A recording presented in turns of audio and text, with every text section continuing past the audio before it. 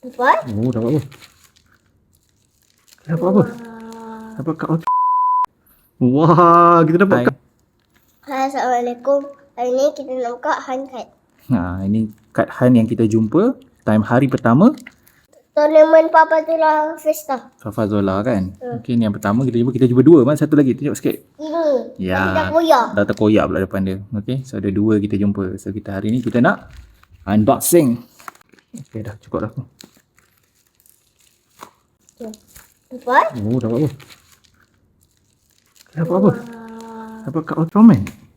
Wah, kita dapat kad One Piece ah. Dapat kad Ultraman. One Piece. One Piece kan? Mekamato. Mekamato Hiroshima IR. One Piece ni. Ni One Piece. Wato score.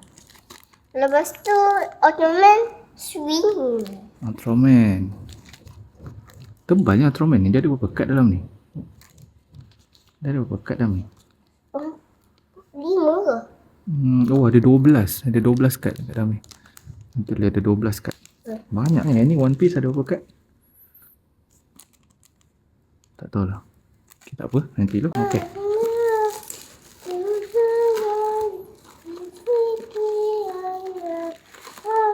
Dapat apa?